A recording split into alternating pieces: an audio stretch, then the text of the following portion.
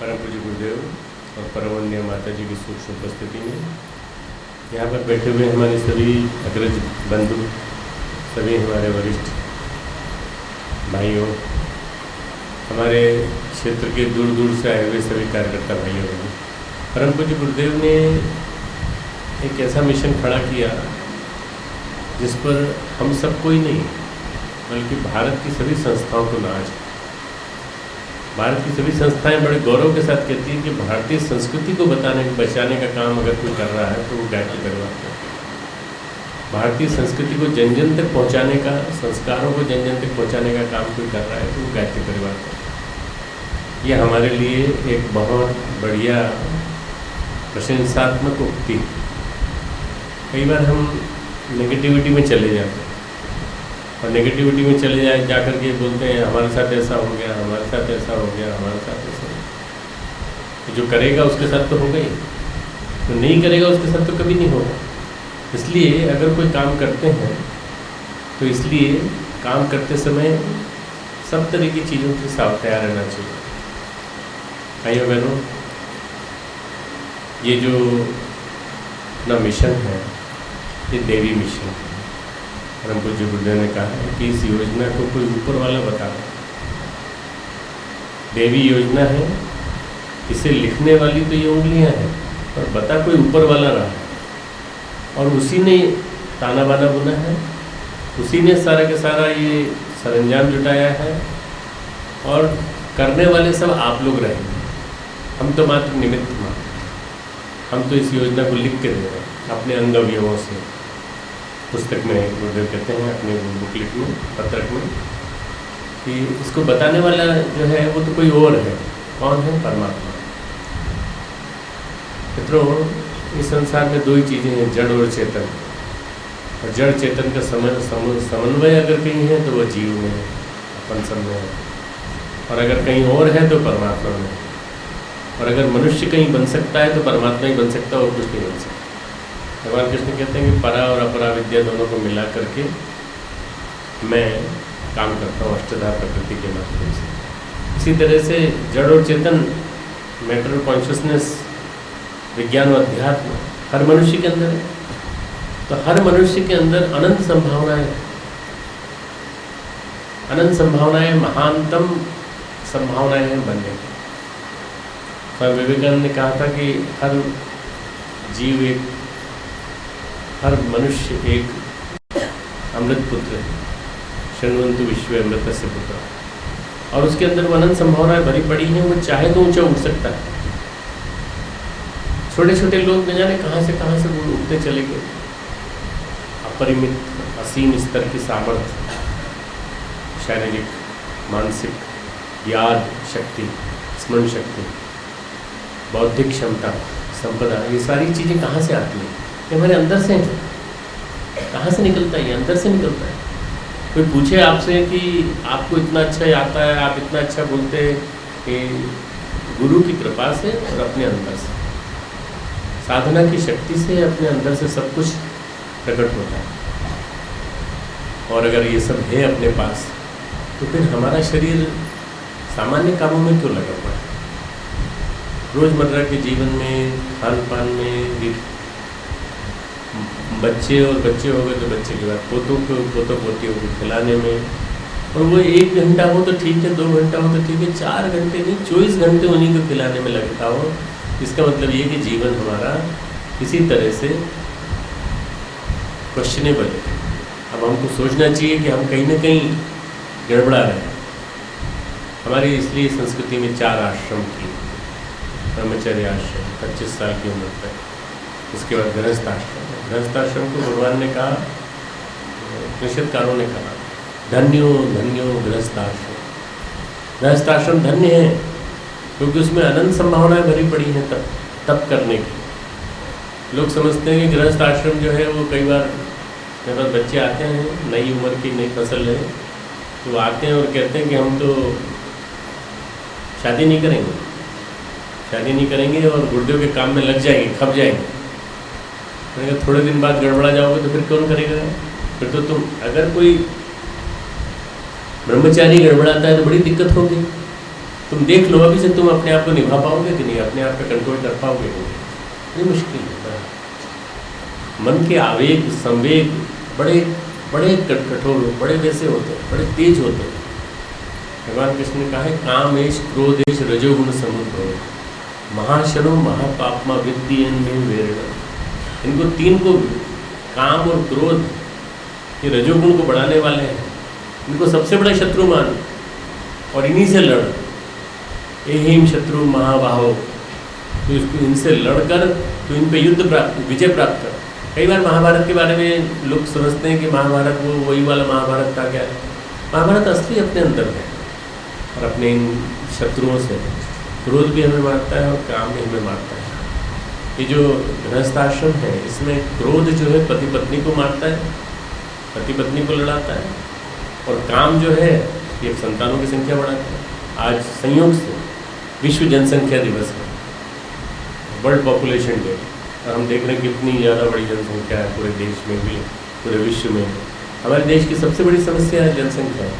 गुरुदेव ने जगह जगह लिखा है, क्रांतिधर्मी साहित्य में जगह जगह लिखा है कि इस देश की सबसे बड़ी समस्या है आबादी, बढ़ती हुई आबादी। इस पर रोकथाम लगनी चाहिए। रोकथाम समझदारी आ रही है, धीरे धीरे लोग समझ रहे हैं। 2 बच्चियाँ हो गई कोई दिक्कत नहीं, 1 बच्ची हो गई कोई बात नहीं। 1 बच्ची इंदिरा गांधी थी, एक बाप की बेटी थी, कोई दिक्कत नहीं, उसने भी अपना नाम रोशन किया अपने बाप का। ऐसे ही हम भी अपनी बेटी को अपने पढ़ाएंगे लिखाएंगे। अब समझदारी आ रही है। मित्रों, काम का मतलब होता है काम वासना का हर क्षण हर समय चिंतन में विद्यमान होना। फिर वो कहीं भी रहेगी तो गड़बड़ाएगी। वो काम वासना अकेली नहीं, कामनाएं, कामनाएं जो हैं ये बड़ी परेशान करती हैं, बहुत दिक्कत करती है। इस चीज़ की कामना, उस चीज़ की कामना। काम वर्ड अकेला काम वासना के लिए नहीं है, कामना के लिए भी। प्रजहाति यदा कामान सर्वान पार्थ मनोगता। भगवान कहते हैं स्थित प्रज्ञ दर्शन में कि तू सब समस्त कामनाओं को ऐसे झाड़ दे जैसे पत्ते झड़ जाते हैं वृक्ष के से। कामनाएं झड़ जाए तो विनोबा कहते हैं, बहुत सुंदर बात कहते हैं। विनोबा ये कहते हैं स शांति में आपनोती न काम कामी।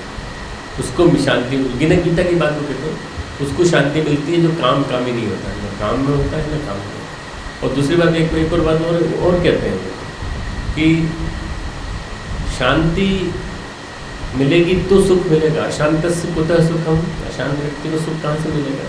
तो शांति कैसे मिलेगी? त्यागा शांति ही अनंतरम। त्याग से शांति मिलेगी, त्याग से, रिनंसिएशन, मन से त्याग। कई लोग आपको लगता है शरीर से बहुत सारे साधनों का उपयोग करते हैं, शरीर से उपयोग करते होंगे, जरूरत होगी तो करते होंगे, बाकी मन से यदि उनके मन में कोई भावना नहीं है, कोई कामना नहीं है, कोई इच्छा नहीं है, तो फिर वो मन का त्याग है, सबसे बड़ा त्याग। तो मित्रों, ये जो है गृहस्थ आश्रम, ये 2 चीज़ों के त्याग का है, काम और क्रोध। काम और क्रोध 2 चीज़ छोड़ दी तो गृहस्थ आश्रम हमारा सफल हो जाएगा।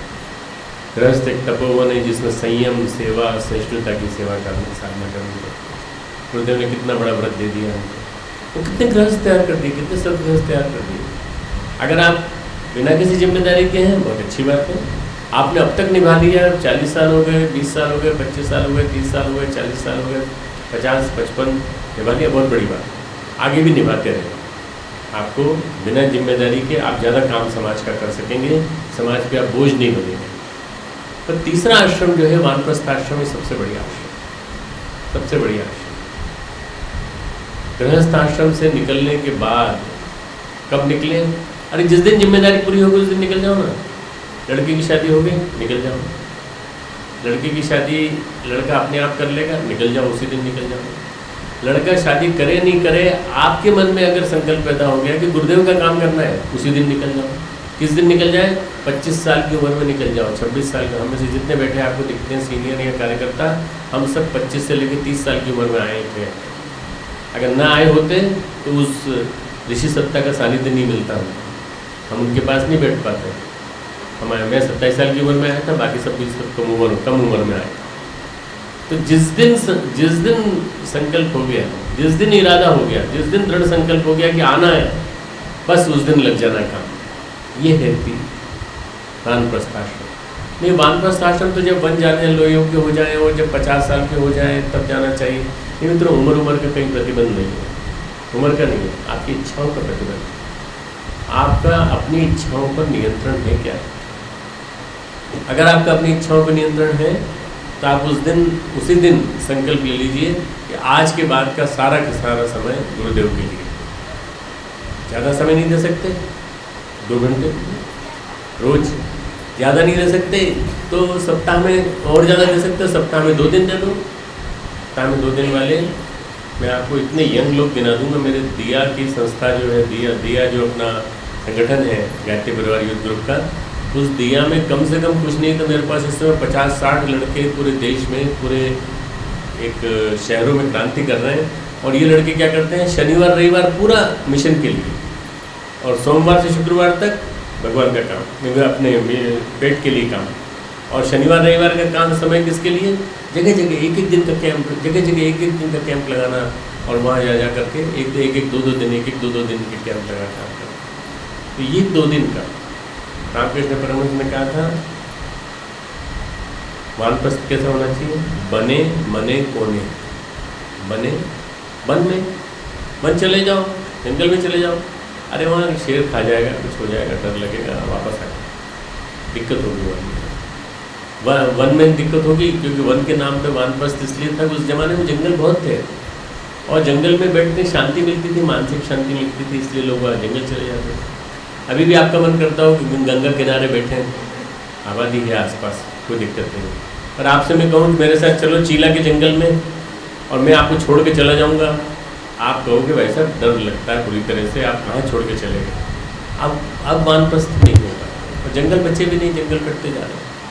वने मने कोने, मन में, दूसरा वानप्रस्थ किस में ले लें, मन में ले लें।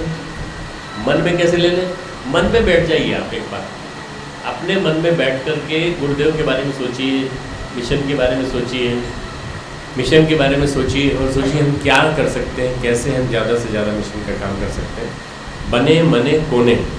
और अगर इससे भी ज़्यादा आपको मान लो लगता है कि और ज़्यादा एकांत होता, घर के कोने में।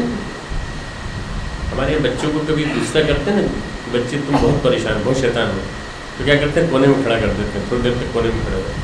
आप भी कोने में खड़े हो जाओ, ये सोचो कि दुनिया से हम गुस्सा हो गए, दुनिया से गुस्सा होकर के हम क्या कहाँ खड़े हो गए, कोने में खड़े हो गए। कोने में खड़े हो जाओ, और कोने में खड़े होकर के सोचो कि हम क्या कर सकते हैं। कोने से मतलब है एकांत। एकांत विविक्त। मैं बार बार गीता को कोट करता हूँ, क्योंकि गीता मुझे ऐसा लगता है कि विनोबा भावे ने, परम पूज्य गुरुदेव ने, सबने एक स्वर में एक ही चीज़ की तारीफ की है कि गीता हमें सही अर्थों में वानप्रस्थ जीवन जीना सिखाती है, सही अर्थों में परिवारक जीवन जीना सिखाती है। अगर आप लोग के मन में आए कभी तो गीता बहुत क्लिष्ट नहीं है। अगर आप कर्मकांड बोल लेते हो तो आप गीता भी पढ़ लोगे, गीता का अर्थ भी समझ लोगे। विविक्त सेवी लघुवाशी यत वाक्काय मानस। विविक्त सेवी, एकांत का सेवन का अभ्यास। लघुवाशी, कम भोजन करने का अभ्यास। यत वाक्काय मानस, जिसका अपने वाक, वाणी, मन और शरीर पर जिसका अपना नियंत्रण हो, वो व्यक्ति सही अर्थों में, सही परिभाषा, सही अर्थों में काम करने लगे। वास्तव में पूरी गीता भगवान कृष्ण का अर्जुन को परिव्राजक बनाने का संदेश है। अरे तो परिव्राजक बन, तभी तो युद्ध कर पाएगा। ये तेरे जितने भी दुश्मन हैं, ये कौन है, ये कौरव और ये भीष्म पितामह और ये लोग नहीं है, तेरे अपने अंदर के दुश्मन, तेरे अपने अंदर के शत्रु, अंतर जगत का भाई सब महा देवासुर संग्राम, अंतर जगत का महाभारत, इससे लड़ना है तुझे। तो मित्रों, ये जो है हमारे लिए परीक्षा की घड़ी है कि ये जो समय है सबसे कठिन समय। इस समय दुर्मति जन्य दुर्गति इतनी ज़्यादा हो रही है कि चारों तरफ आस्था संकट की बाढ़ आई। ढेरों सीरियल, टेली सीरियल, ढेरों सोप ऑपेरा अगर आप देखें तो जो न्यूज़पेपर में आ रहा है और जो टीवी मीडिया में आ रहा है और जो सुनने में आ रहा है, जो पढ़ने में आ रहा है, वो देखने में आ रहा है कि आदर्श कहीं रह नहीं गए, वैल्यूज़ खत्म हो गई हैं, मूल्य खत्म होते चले गए। ऐसे में मूल्यों को जिंदा बनाए रखना, ऐसे में मूल्यों को जन जन तक पहुंचाने की अभिलाषा बनाए रखना, और वो परम पूज्य गुरुदेव ने वो काम करके दिखाया गायत्री परिवार की स्थापना के द्वारा। ये सारी उम्मीदें लोगों की हमसे बंधी हुई हैं।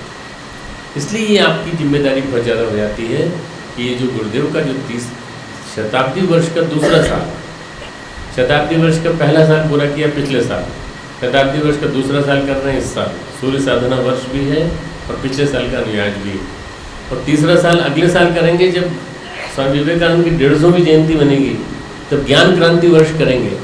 घर घर ज्ञान फैलाएंगे, घर घर ज्ञान फैलाएंगे और घर घर जाएंगे, घर घर विचार गुरुदेव के कई रूपों में कई कैप्सूल बना बना के देंगे। ये अगले साल का प्रकल्प। तो ये कौन करेगा? घर घर जाने वाला संकल्प कौन पूरा निभाएगा? ईसाई मिशनरियाँ निभाएंगी, आप निभाएंगे। ईसाई मिशनरियों के निर्माण के लिए एक क्रांतिकारी योजना बनी है, परिव्राजक वर्ष की योजना, परिव्राजक प्रशिक्षण की योजना। हर शक्तिपीठ को एक आदर्श शक्तिपीठ होना चाहिए, एक आदर्श शांतिकुंज होना चाहिए। ट्रस्टियों का झगड़ा नहीं होना चाहिए वहाँ पर दुकानों की होड़ नहीं होनी चाहिए। अगर होती है तो आप गुरुदेव के शरीर को चोट पहुँचाते हैं, अगर होती है तो आप सही अर्थों में गुरुदेव की आत्मा को चोट पहुँचा रहे हैं और गुरुदेव का अब गुरुदेव की आपके ऊपर पूरी तरह से न केवल निंदा बरस रही है बल्कि गुरुदेव का श्राप बरस रहा है आपके ऊपर। और गुरुदेव का श्राप बरसते बरसते यदि आपको जीवन काटना है तो आप समझ लो कि अभी नहीं तो 2-3 साल के अंदर तरह तरह के भोग भोगना पड़ेंगे, बीमारियाँ आएंगी, कष्ट आएंगे, घर में आएंगे, जवान बेटा चला जाएगा और दुनिया भर की परिस्थितियाँ खत्म हो जाएंगी, खराब हो जाएंगी। ऐसी जिंदगी जीने के बजाय यदि आपने जिम्मेदारी ली है, विश्वास में आए हो, विश्वस्त बने हो, ट्रस्टी हो और शक्तिपीठ को संभाले हुए हो, या आप एक वरिष्ठ कार्यकर्ता हो जिसको की जिम्मेदारी ये मिली थी कि गुरुदेव ने आपको अपने हाथों से दीक्षा दी थी, या गुरुदेव के प्रतिनिधियों के माध्यम से आपने दीक्षा ली थी, या आपने संकल्प लिए थे कुछ, तब तो आपको कुछ करना पड़े। अगर कुछ नहीं करेंगे तो फिर ये सारा का सारा जो है जमाना आपको गाली देगा। लोगों में नेगेटिविटी बड़ी जल्दी आती है, गालियाँ देना चालू कर देते हैं, झूठ बोलना चालू कर देते हैं, आरोप लगाना चालू कर देते हैं, आरोप प्रत्यारोपों की सिलसिला श्रृंखला चलने लगती है ढेर सारी। सुनी हुई बात, कही सुनी बात, ईयर से कहते हैं उसको, इधर से सुनी इधर से कही, कानाफूसी करते करते दुनिया भर की नेगेटिविटी।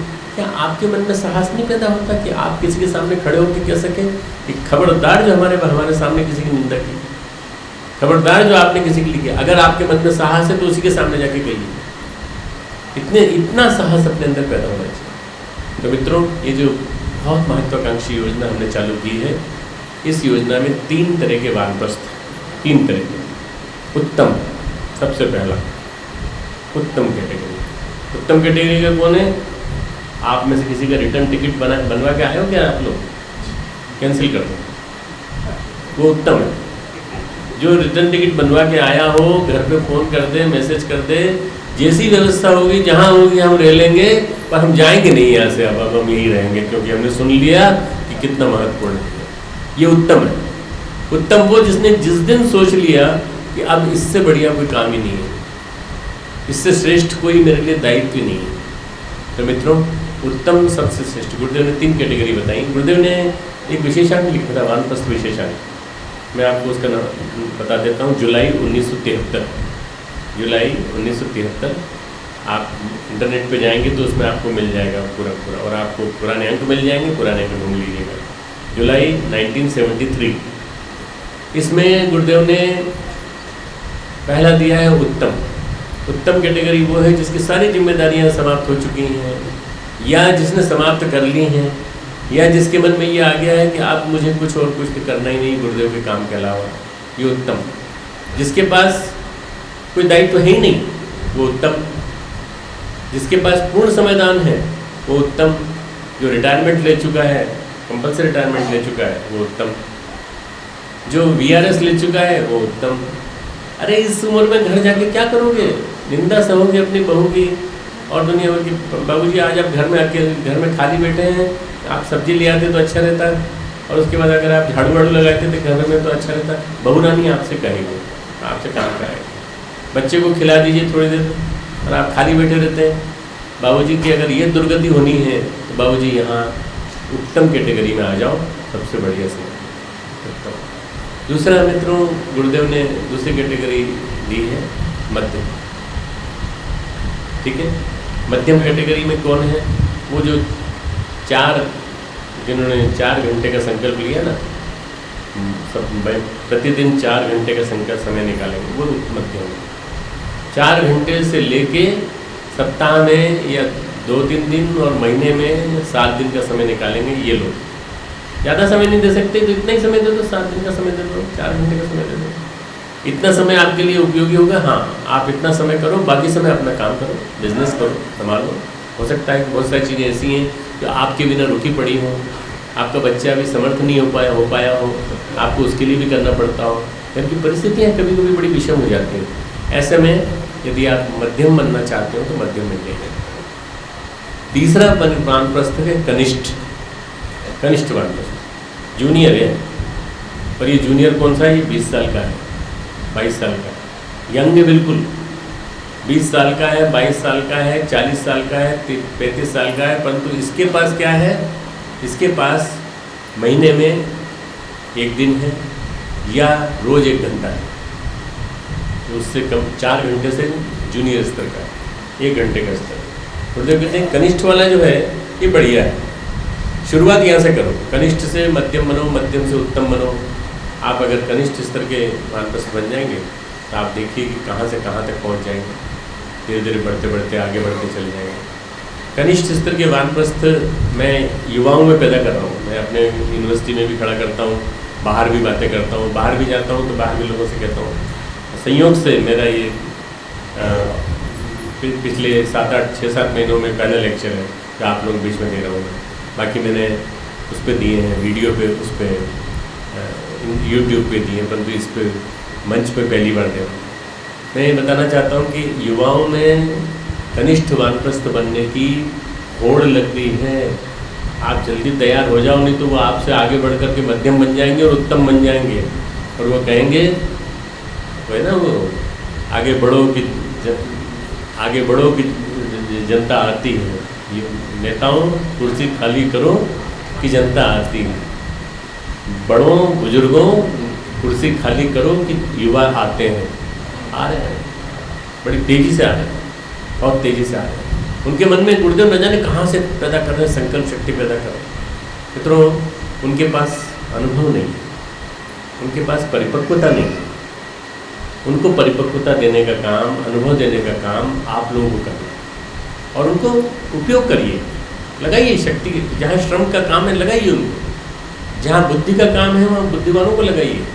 जो बुद्धिमान हैं, पढ़े लिखे हैं, जॉब कर रहे हैं, उनको लगाइए। और जहाँ प्रबुद्धों की जरूरत है वहाँ प्रबुद्धों को लगाइए। जहाँ वैज्ञानिक अध्यात्मवाद जैसे आपको समर्थ उद्बोधन करा करके लोगों को जोड़ना है मिशन से, उनको लगाइए। या देव संस्कृति के बारे में बताना, उनको लगाइए।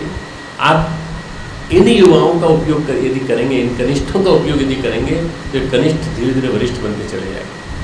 मित्रों, हमारे यहाँ गुरुदेव ने वानप्रस्थ की परिभाषा करते समय वरिष्ठ नाम नहीं रखा किसी ने। वरिष्ठ नाम बड़ा बदनाम हो गया है। वरिष्ठ, हम सीनियर हैं। गुरुदेव ने कहा वरिष्ठता की कसौटी विनम्रता पर निर्भर। वरिष्ठता की कसौटी विनम्रता पर निर्भर। जो जितना हम्बल है, जो जितना पोलाइट है, जो जितना विनम्र है, वो उतना ही सीनियर है। गुरु रामदास का उदाहरण दिया है। फिर हमारे यहाँ एक चौहान जी थे, अब नहीं रहे, रघुवीर सिंह चौहान। वो क्या करते थे, वो आ गए थे 1976-77 में आ गए। मुझे याद है मैं 78 में आया था, 77 से मैं आना चालू हो गया था, बिल्कुल लगभग 3-4 महीने के लिए। तो उनके घर में बच्चे की शादी थी और वो यहाँ निरंतर यहाँ आके बैठ जाते थे और उनकी पत्नी आके गुरुदेव के ऊपर बरसी। खुद तो विरक्त हो गए, वानप्रस्थ हो गए, इनको क्यों वो कर लिया, मेरे पति को क्यों रख लिया, यहीं ज्वालापुर के रहने वाले। और बुरी तरह से गाली सुनाई। गुरुदेव ने कहा भाई इसके लड़के की शादी है, लड़की की शादी है, जाओ तुम लोग।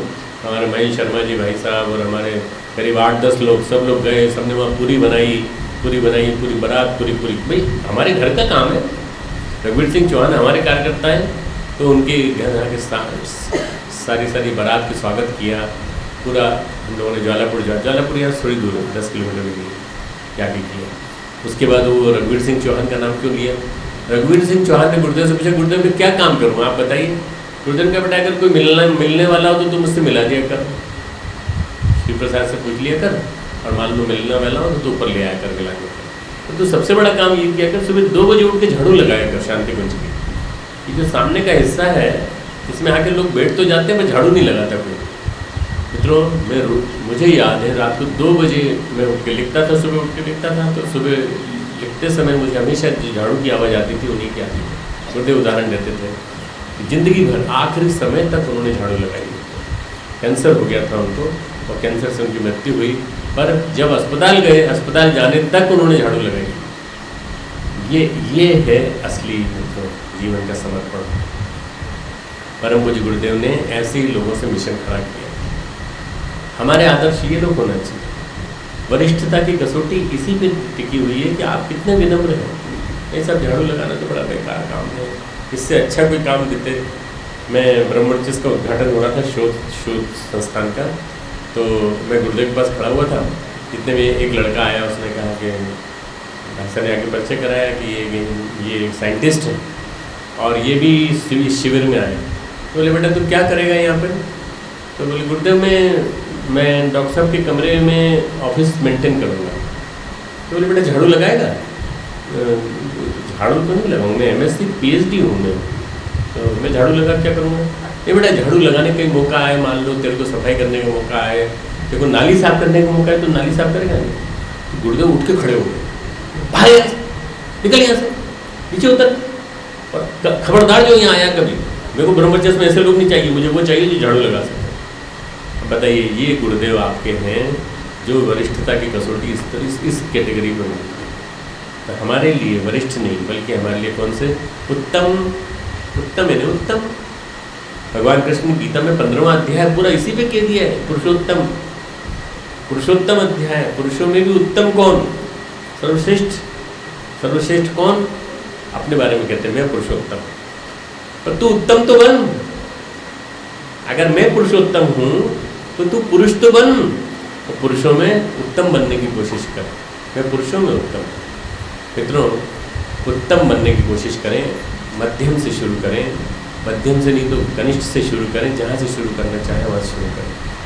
परम पूज्य गुरुदेव की कुछ वाक्य सुनाऊंगा मैं थोड़ा सा, ताकि आपको उनका जो ये संपादकीय है वानप्रस्थ परंपरा को गतिशील बनाने के लिए हम सब प्रबल प्रयत्न करें। इससे आपको एक आइडिया हो जाएगा गुरुदेव क्या चाहते थे। गुरुदेव का सपना था कि ये जो परंपरा है, इस परंपरा के माध्यम से जन जन के बीच में ये एक क्रम चल पड़ेगा। उन्होंने कहा कि वानप्रस्थ प्रशिक्षण के लिए शांतिकुंज सब सरोवर हरिद्वार में प्रबंध किया जा रहा है। अभी 100 वानप्रस्थों के प्रशिक्षण के लिए छावनी बनाई जा रही है।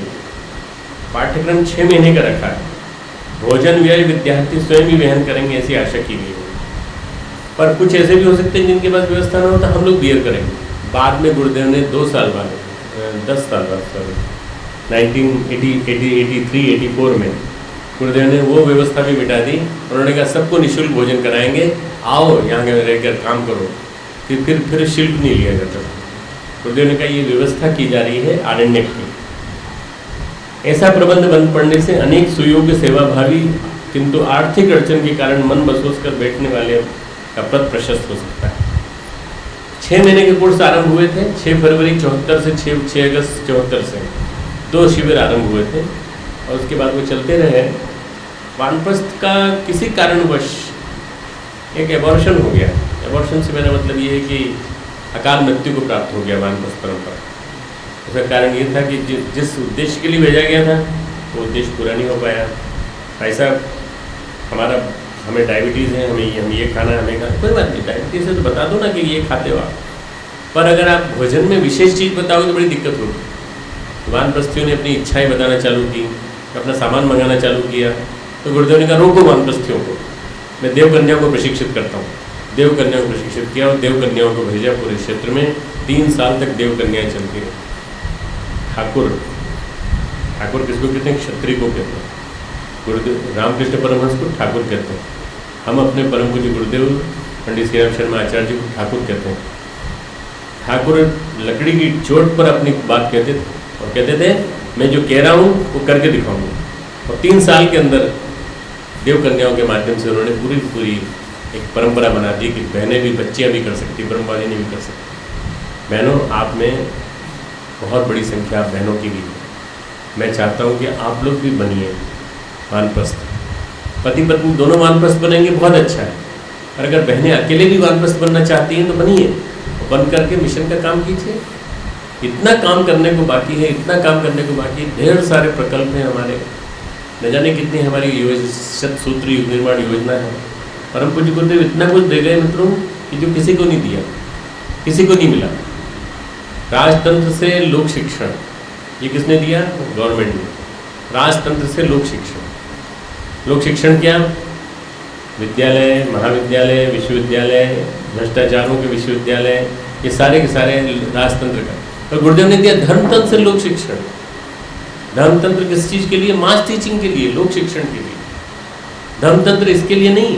गुरुदेव ने कहा हमारा तो सपना है कि सारे के सारे बाबा जी, सारे भिक्षाजीवी सब हमारे वानप्रस्थ बन जाए।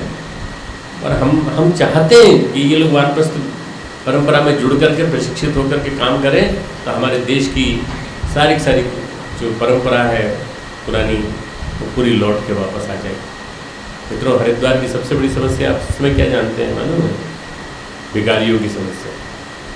जिसको कहीं नहीं मिलता वो भिखारी भी यहाँ आ जाता है, और वो यहाँ आकर के प्रेम से खाता है कि हाथ पैर तोड़ देते हैं किसी के, तो उसको भिखारी बना देते हैं। मित्रों, भिक्षाजीवियों की सबसे बड़ी समस्या का समाधान ये है कि इनका प्रशिक्षण किया जाए, और इनका प्रशिक्षण करके इनको वानप्रस्थ बनाया जाए, और इनसे कहा जाए तुम धर्मतंत्र का जाकर प्रचार प्रसार करो। तो मित्रों, ये एक बहुत बड़ी क्रांतिकारी योजना होगी। अभी तो सबसे पहले तो हम अपने कार्यकर्ताओं को तैयार करते हैं, और आपके माध्यम से शक्तिपीठों को छावनी बनाते हैं। ये बड़ी छावनी, शक्तिपीठ छोटी छावनी, तो शक्तिपीठ रूपी छोटी छावनी के माध्यम से आप धीरे धीरे करके जन जन के बीच में जब जाएंगे तो आप देखेंगे कि जनता आपका स्वागत करने की पलक पावड़े बिछाए बैठी खड़ी हुई है। बिल्कुल आप पहुँचे और आपका स्वागत। तरुपुत्र योजना, वृक्षगंगा अभियान, जगह जगह अग्निहोत्र, जगह जगह दीप यज्ञ, जगह जगह रचनात्मक आंदोलन दीप यज्ञ, इन सब के माध्यम से इतनी बड़ी क्रांति हुई है पूरे देश में। और अभी जो भी आपने क्रांति देखी ना, गीतों के माध्यम से जगह जगह हारमोनियम जाए, जगह जगह तबला जाए, जगह जगह वो जाए। तो गुरुदेव ने कहा मैंने मीरासियों का कॉलेज नहीं खोल रखा है। मीरासी जानते हैं ना वर्ड क्या होता है? मीरासी वो जो वेश्याओं के यहाँ जो बजाया करते थे, सारंगी बजाया करते थे। मैंने वो नहीं खोल रखा है, मैंने क्रांतिकारियों का खोल रखा है। चलो डबली के माध्यम से क्रांति करो। तो मित्रों, ये आप लोग सब सीख सकते हैं। डबली के माध्यम से आप अपना गीत दे सकते हैं। हमारे बीच में सत्यदेव पांडे जी बैठे हुए देखिए, वो हाथ ऊंचा कर रहे हैं। परम पूज्य गुरुदेव और पांडे जी अकेले, ये दोनों रहते थे। पांडे जी खड़े हो जाते थे माइक पे, और अच्छी भगवान ने इनको ऊंचाई भी अच्छी दी है, तो हाथ ऊंचा करके जब गीत गवाते थे, बुढ़ापा आ गया कैसे जवानी क्यों नहीं आई, बुढ़ापा आ गया कैसे जवानी क्यों नहीं आई। ये जो एक इनका गीत होता था, उसके बाद गुरुदेव का गीत चालू होता था, गुरुदेव का प्रवचन चालू होता था। तो गुरुदेव का प्रवचन उस गीत के माध्यम से माहौल बनता था। नहीं साहब, हमारे पास तो ढेर सारे गीत हैं, और हम लोग क्या वो हैं, क्या पुराण पंथी लोग हैं? हम लोग क्या हारमोनियम बजाने वाले वो हैं क्या? भागवत कथा वाले हैं क्या? नहीं मित्रों, क्रांति करनी होगी। इस साल पूरे देश में क्रांति कर रहे हैं, और युग निर्माता, युग निर्माणी, क्रांतिकारी अगर आपको कहलवाना है तो आप ये मान करके चलिए कि आप अकेले या 2 या 3 आप अपनी पत्नी के साथ निकलिए, या अपने 2 साथियों के साथ निकलिए, और आप जा करके घर घर जाकर प्रशिक्षण दीजिए। आपकी ट्रेनिंग ऑफ द ट्रेनर से 9 दिन प्रशिक्षकों का प्रशिक्षण, और इन 9 दिनों में जब आप जो ट्रेनिंग लेंगे, तो आप जब जाकर के प्रशिक्षण देंगे मित्रों, तो आप देखना कि क्या से क्या हो जाएगा। आपको स्वयं कॉन्फिडेंस आएगा, मैं ट्रेनर बन गया। अब मैं किसी को बता सकता हूँ कि कैसे गुरुदेव प्रशिक्षण देते थे। गुरुदेव का मैं एक सांचा, मैं मोल्ड, मैंने दूसरे को सांचे को ढाला, अब ये बन गया, अब ये दूसरों को ढालेगा। गीता कहती यद्दा चरति श्रेष्ठ तत्देवोत्तर जना। जैसे जैसे श्रेष्ठ व्यक्ति आचरण करते हैं, वैसे वैसे अच्छे उच्च स्तरीय व्यक्ति बनते चले जाते हैं। स यत् प्रमाणम कुरुते, वो जिस प्रकार से करते हैं, लोकः तद अनुवर्तते, जनता उसका अनुकरण करती है, जनता उनका अनुकरण करती है। अगर हमारा समाज, अगर समाज में नेता लोग ऐसा आचरण करेंगे जैसा आज दिखाई दे रहा है, वैल्यू नहीं है, कहीं मूल्य नहीं है, आस्था नहीं है, तो मित्रों आचरण गलत होगा। इसलिए अगर आचरण सारे समाज में गलत हो रहा है तो आप और हम सब रिस्पॉन्सिबल। क्यों? हमने तैयार नहीं किए ना, श्रेष्ठ मानव तैयार नहीं किए। श्रेष्ठ मानव तैयार करने की टकसाल है वानप्रस्थ परंपरा, परिव्राजक परंपरा। चरे वेती, चलते रहो। 3 दिन से ज़्यादा रुक जाओगे एक जगह तो क्या होगा? मोह हो जाएगा। भाई साहब आप आए, बहुत अच्छा लगा, 2-3 दिन और रुक जाते हैं, ठीक है रुक जाते हैं। अब 2-3 दिन और रुक जाओगे तो फिर प्यार मोह हो जाएगा उस घर से। मोह हो जाने के बाद फिर क्या होगा? फिर ये लगेगा कि जैसे यहाँ रुक गए, ऐसे घर में भी रुक जाते हैं तो क्या दिक्कत है, घर में भी रुक जाएंगे। चलते रहो, निरंतर चलते रहो। चरे वेती, यही परिव्राजक परंपरा है। इस परिव्राजक परंपरा के विभिन्न आयाम, विभिन्न पक्षों को हमारे भाई लोग खोलेंगे। मुझे चिकित्सकों ने ज़्यादा देर बैठने के लिए मना किया है। मैं खुद चिकित्सक हूँ, पर मैं मानता हूँ कि मुझे उनकी आज्ञा की उपेक्षा नहीं करनी चाहिए। मुझे जाना भी है बाहर और मुझे लंबी उड़ान उड़नी है। 16-17 घंटे कंटिन्यूस फ्लाइट चलेगी मेरी, तो मुझे उसमें आराम भी करते हुए जाना है, स्वाध्याय भी करते हुए जाना है। मैं प्रार्थना करूंगा कि हमारी ये महत्वाकांक्षी योजना खूब आगे बढ़े और आप लोगों का यह 9 दिन का प्रवास इतना महत्वपूर्ण हो कि आप यहाँ से जब जाएं तो आप कहें कि कई चीज़ें ऐसी जानी जो पहले कभी नहीं जानी थी। और केवल जानकारी नहीं, वो आचरण में उतारने और शिक्षण करने के योग्य हम लोग बन गए, ये बहुत बड़ी बात है। परम पूज्य गुरुदेव, परम वंदनीय माता जी आपको शक्ति दें, आपके अंदर अनुग्रह बरसाएं और आपको निरंतर आगे चलने की शक्ति दें, ऐसी प्रार्थना खूब। मैं ये बताना चाहता था आपको कि मैं जा रहा हूँ अभी, तो मैं ट्रेनिंग ऑफ द ट्रेनर्स के लिए जा रहा हूँ। 40 युवाओं को पहाड़ पे ले जा कर के 4 दिन तक मौन साधना कराऊंगा। अमेरिका और कनाडा के 40 युवाओं को, सेलेक्टेड युवा हैं। ये 10 साल से मेरे साथ चल रहे हैं और इनकी उम्र है 25 से लेकर 35 साल। इसमें कुछ पति पत्नी भी हैं, बच्चे हो गए, पर बच्चे उनकी नानी और वो सब संभाल रहे हैं। पर ये जो 40 हैं, मैं इन 40 के माध्यम से एक दिन के प्रशिक्षण पूरे